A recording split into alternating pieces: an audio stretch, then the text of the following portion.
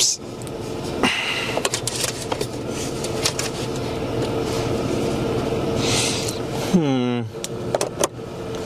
This is my first time trying to record with this camera, and I feel like if I let it go, it's just going to fall over. This is my new camera and my new microphone, and I'm trying to record with it. Pressed a button. The microphone says that it's only recording in the left channel, which is interesting. I watched, I didn't watch anything either. I did a video, come on. Might have to put this thing on the actual tripod. I recorded something small with these microphones in the house, and it turned out really well. But this is my first time trying to record something with it actually attached to my camera, and so today will be a test run. I told myself when I bought this camera that I was not going to take it into the car with me, but now I've been seeing how much better of a video it makes, and if I'm going to improve my microphone, then I ought as well improve my camera as well. And so I was like, I need to just stop being afraid and bring the good camera into the car and just make for darn sure that it doesn't fall over.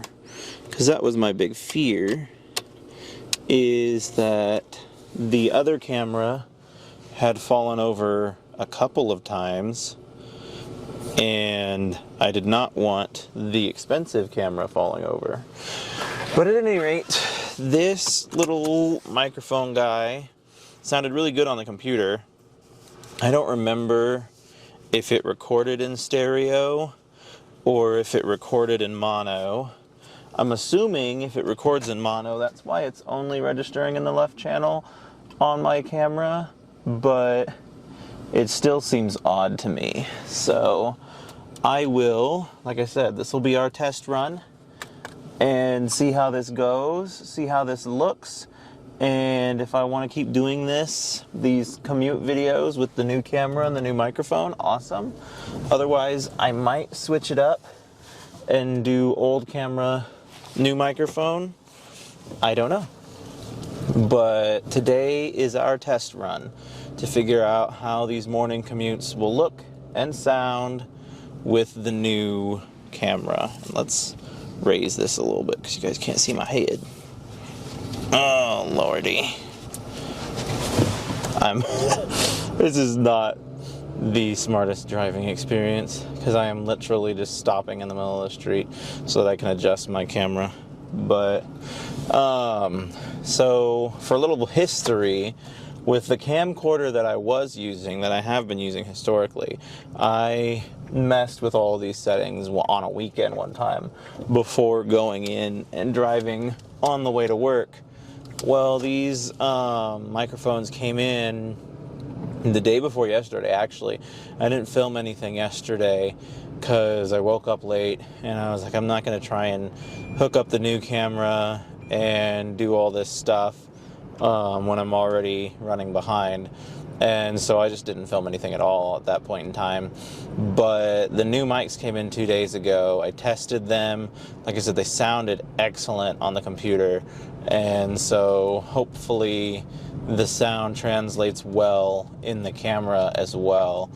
And then I already know that the videos that this camera pumps out are a whole heck of a lot better than the videos that my other camera pumps out.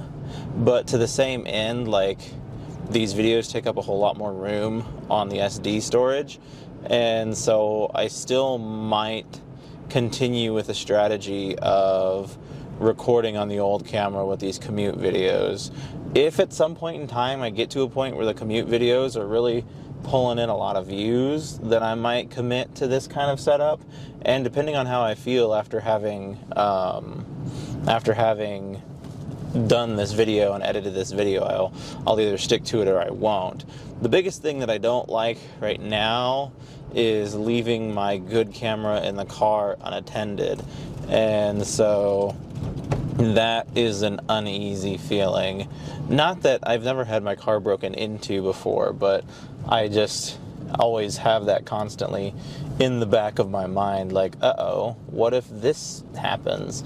And then now I've got that to worry about. And so we'll see what happens. We'll see how I feel about the whole experience of it all.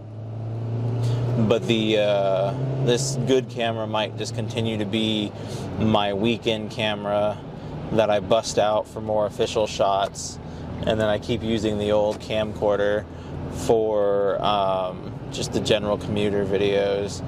But like, I bought these new mics so that I could use them, and the majority of the videos that I film are these commuting videos going to and from work. And so it just seems logical that I should at least give it a go. Like, I should at least try one time to film a video with good camera and good mics and see how it turns out. And if I'm like, holy moly, that makes the world a difference, then let's keep doing it. And if I'm like, not so much moly, it doesn't make much a difference at all, then we'll go back to what we were doing. Like I said, I foresee myself going back to a hybrid method, if anything, in that I would do I would use the new mics, but I would use the old camera. That's what I foresee myself working back towards, but like I said, you never know. I might just be like, hey, this is really good. I'm going to use this stuff, and it's going to be great. Because that's another thing, like with this new camera that I have, I don't feel like I use it that much. Like, I was all excited to buy it, and I'm still using the old camcorder significantly more than I am this new camera. And so now it begs the question, like, am I getting my money's worth out of it? Because I'm not using it for anything hardly at all. A majority of the content is being uploaded via the camcorder. And so, and is that like the better way to do it? Like I said, is making the camcorder the workhorse of my camera family, is that a good way to do business? And I don't really know. It's all a creative process and a creative project. And like, at the end of the day, I don't even know if people notice. Like, if I hadn't made a big deal about the fact that I was filming this on another camera, would people have made notice of the fact that it was filmed on a better camera? Like, this isn't the first video I've uploaded in this series that's been on this camera before. And so it's like, do people even notice and or care that I have been using a new camera? The microphone, I absolutely feel like it's something people will notice and they'll hear immediately. I hear my old wireless microphones and I just sound incredibly muffled on those. And so like I said, I was really excited with what I was hearing when I tested these on the computer. It sounded really clear and really crisp. And like, these are the microphones that Sam Sulek uses, and I've mentioned that dude before as being a big influence of mine. I've seen a lot of other creators using these mics as well though, and so I'm pretty convinced by them. And it was a cool story. Like I said, I've told this story before, but I don't know where it lands in the upload queue at this point. But I have, like, my work gives rewards points, and I was just stocking up rewards points, as I tend to do. I stock them up until something pops up that I want to buy. And so I was stocking up my rewards points, and I was looking for something to buy, and then I was like, hey, I want these microphones, and I wonder how much they are. And so the microphones were like $230, and I had stocked up enough rewards points to have $225 worth of rewards points. And I was like, no way, Jose. I'm gonna go ahead and do that. And so that's what I did. I cashed out $225. I bought their microphones technically for like $5, and then they came in, and now here we are for the first time playing with them, seeing how they go. But that was just the biggest thing for me, is I wanted it to be a double whammy. I wanted a video where I used my top-notch everything. Top-notch camera, top-notch microphone, top-notch. And with the hope being that I can then, like I said, I'll edit this video hopefully tonight, and I'll be able to get somewhere with that. And I've been putting out these I'm trying to get the rest of my audiobooks uploaded on YouTube so I can get that out of the way. They're supposed to be uploading every Wednesday, which gets in the way when I'm like doing my mass uploads, because I get to the point where I need a Wednesday, and the Wednesdays aren't happening because my audiobook isn't caught up. And it takes a little bit longer to edit than the rest of these videos do. Not significantly longer. It's still a pretty easy edit, comparatively speaking, but it takes effort nonetheless. And so I spent a lot of time last night. I feel like I spent a lot of time last night uploading those audiobooks, but I feel like I only got like 3 of them done. And part of that was because I had published 2 of them, and the video feed was actually turned off. So then I had to republish them, and doing rework always like immediately kills the mood for me. And so I shut those bad boys down. I re-uploaded the 3 that I'd missed. I'm at 15 now, and I've got 5 more chapters to go. So with any luck, I can get the other 5 chapters done tonight after I get done editing this.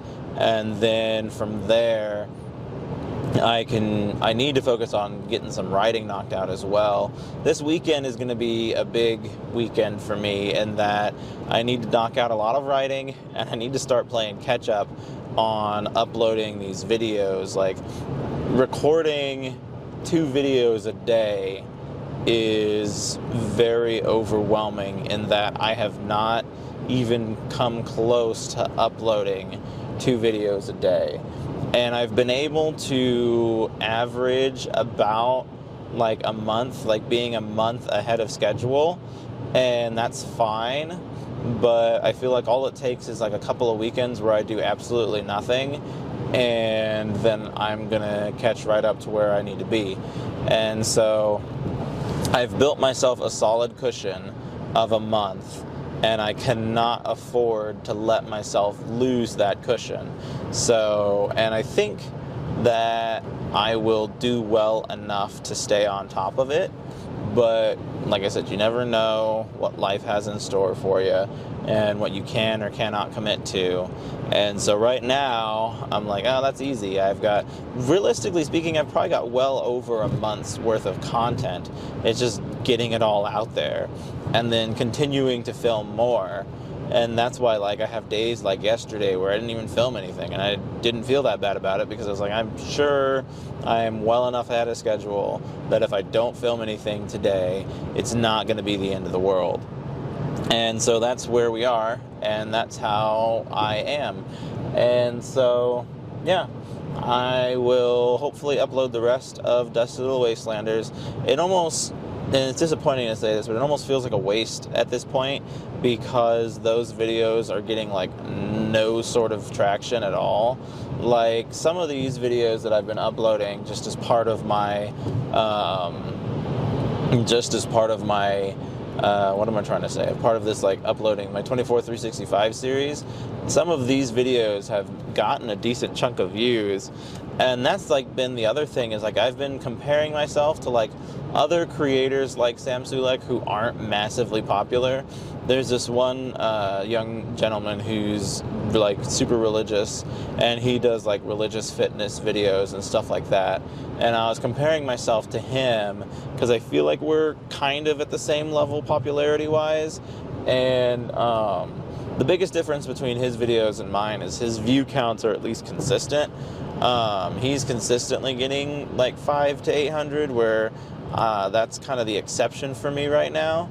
And so I'm trying to just like be patient and wait it out and hope that eventually I'll start to build some traction, get some traffic under my shoes. I was looking at Sam Sulek, and he has only been on YouTube for like not even a year right now, I don't think. When I was looking at his oldest video, it was 11 months old. And so I don't know when exactly he started, but assuming that he's kept up his upload schedule of uploading every day, I would say that he's getting close to a year.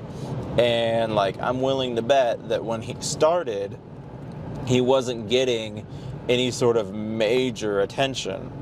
And so I would like to know, like, I wish I could sit down and talk to the guy, but it's like, I'd like to know at what point in time did he get significant, like, pickup? Like, when did people significantly start stopping in and watching his content? And that's what I would like to, like I said, I'd like to sit down and talk to the guy and ask him that, like, when did people really start watching your stuff? And like, was it just very much so just this overnight thing where it's like, oh hey, boom, people are watching your stuff now? Or like, was it a slow building grind where it was just like I just was uploading stuff and no one was paying attention to it, and then all of a sudden people paid attention to it? Because like, if you look at his earlier stuff, like right now, when he pumps out a video, like within the first hour, it's getting hundreds of thousands of views. It's insane. And then from there, he is just building from that. And like, his videos, I think, easily average millions of views per upload, and he's uploading them every day. And so that's what's like, I don't even need all that. I just need a fraction of it, really. But it's just interesting to me to try and figure out, like I said, like when did it click for him? When I was looking at his historic videos, like, comparatively speaking to his other videos, he doesn't have a whole lot of views on them, but like, comparatively speaking to mine, of course, it blows me out of the water. He's getting like 40,000 on his early content, which is low by his standards, but incredibly high by my own. And so, and that's the big thing, like with my videos, is like, I had one of them kind of blow up. I got the Work Sucks I Know video blew up and got like 900 views, but it didn't get any extra traffic for me on any of my other content. It didn't seem to garner me a whole lot of followers either. Like, I've gained followers from that video. I've gained followers from having started this experience. So that's all well and good, but I don't know. It's not, like, it doesn't feel significant. And like I said, we live in this world of instant gratification, and everybody always is quick to take shots at that. But like, I think that's part of my problem here, is like, I want to just upload a YouTube video and then have it blow up, and then have me be able to ride those follows and those views or whatever. But it's like, life is a slow grind. I can't just magically become a YouTube genie overnight. Hopefully the grind of uploading daily videos does something good for me, and I can get somewhere that I can be like, oh, yep, we're doing good stuff now. I've got my uploads coming, and good stuff are coming along. And so that's really all I can do, is just hope that I will eventually gain some traction, and people will start to watch, and people will start to care. And I did get my first random little comment, and that felt really good. And that's always been my biggest part of like the social media movement, is like, you feel like you're a lot closer to the creator in this world than you ever have been in the past. Like growing up, like the people you saw on TV were like these mythical creatures that you could never even like dream of getting really close to. I know the person who is driving this truck, so I slowed down to see if I could spot them, and I do know who it was. Anyway, but yeah, they felt like these mythical creatures that you were just completely untouchable. There is no way you would ever be included in this individual's life. And then in social media, it brings you closer to those mythical creatures. And it does it's a double-edged sword. Like, it brings you closer to them, but it also makes you realize that they're just people. And so, like, you were holding them in such high regards when they're movie stars that are just outside of your reach. But when the movie stars get closer to your reach, like, obviously, like, the big-time stars are not anywhere reachable. Like, I'm not going out and talking to The Rock or anything. But, like, these other social media stars who I would compare them to, like, modern, like, television stars. Like, social media celebrities have about the same celebrity weight as, like, a person who starred in a TV show would have, like, back in the day. And so those sorts of people still, to their own end, felt relatively untouchable to a certain degree. And so that's why, again, I am just like, these people seem to be doing pretty well for themselves. But I can, like, through social media, feel like I'm closer to them. And I like to capitalize on that. And I like to, anytime someone takes the time to comment on my material, I want to try and reply and make them feel welcomed and thanked for having said anything. And so that is one of my biggest pride and joys of creation, and hoping that, like, the audience sees that, because I feel like a lot of small creators do not jump on that easy of an opportunity. Like, all you have to do is talk to the people and make them realize that you recognize them and you thank them for taking the time out of their day to talk to you. And so that's a huge thing for me that I like to do, and hopefully people appreciate it. Hopefully this video is a good one, and it was a good test, and hopefully not all of my audio is truly coming out of the left channel like my camera is currently implying. But there is only one way to find out, and that is to take it to the editing floor and see what happens. Until then, you all have a wonderful day, and I will see you guys again when I see you.